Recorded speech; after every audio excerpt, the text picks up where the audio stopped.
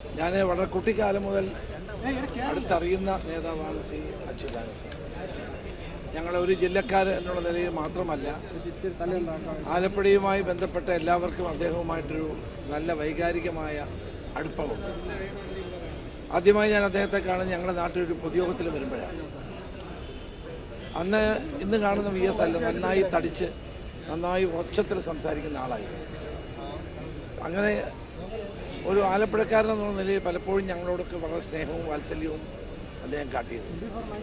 നിലപാടുകളിൽ കാർക്കശ്യമുണ്ടായിരുന്നു, പ്രത്യയശാസ്ത്രപരമായ ഭിന്നതകളുണ്ടായിരുന്നു. എങ്കിൽ പോലും നല്ല ഒരു മനുഷ്യസ്നേഹി എന്ന നിലയിലാണ് ഞാൻ അദ്ദേഹത്തെ കാണുന്നത്.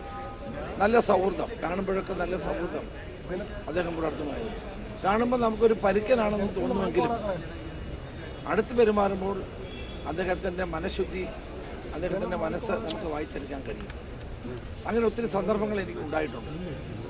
ഞാൻ ആഭ്യന്തരമന്ത്രിയായിരുന്നപ്പോഴും KPC പ്രസിഡന്റായിരുന്ന സന്ദർഭത്തിലുമെല്ലാം പല ഘട്ടങ്ങളിലും അദ്ദേഹത്തോട് സംസാരിക്കാൻ അവസരം ഉണ്ടായിരുന്നു. ആ സംസാരങ്ങളെല്ലാം എപ്പോഴും ഹൃദ്യമായിരുന്നു. അപ്പോൾ അതാണ് നമുക്ക് കാണാൻ കഴിയുന്ന ഒരു വ്യത്യസ്തനായ VS.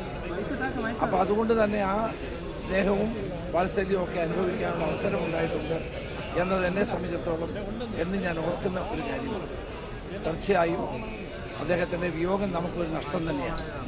അദ്ദേഹം എപ്പോഴും തൻ്റെ നിലപാടുകളിൽ ഉറച്ചു നിൽക്കുന്ന ഒരു വ്യക്തിയായിരുന്നു. പാർട്ടിക്കകത്തും പുറത്തും അദ്ദേഹം എടുത്ത നിലപാടുകൾ കേരളത്തിന് മുമ്പിലുണ്ട്. 82ാമത്തെ വയസ്സിൽ മുഖ്യമന്ത്രിയായിട്ടും തളർച്ചയില്ലാതെ കേരളത്തിന് വേണ്ടി പ്രവർത്തിക്കാൻ അദ്ദേഹത്തിന് കഴിഞ്ഞുവെന്നത് നമുക്ക് എല്ലാവർക്കും അറിയുന്ന കാര്യമാണ്.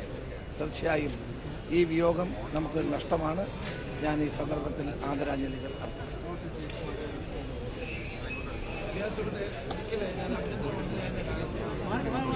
ഒരു ഇഷ്യൂമായി ബന്ധപ്പെട്ട് അദ്ദേഹം നിയമസഭയിൽ പ്രസംഗിച്ചപ്പോൾ ഈ ഫയൽ എന്നെ കാണിക്കുന്നു. ശ്രീ ഫയലോട് ഡെപ്യൂട്ടി സ്പീക്കറായിരുന്നു. ഞാൻ ആ ഫയൽ അദ്ദേഹത്തെ കൊണ്ട് കാണിച്ചു. അതിനെ ഞാൻ കൺവിൻസ് ചെയ്തു. ഞാൻ ആ നിലപാട് എന്തുകൊണ്ട് അസംബ്ലിയിൽ എടുത്തു എന്ന് ഞാൻ കൺവിൻസ് ചെയ്തു. അതുപോലെ എൻ്റെ തോളത്ത് തട്ടി എന്നെ അഭിനന്ദിക്കാം.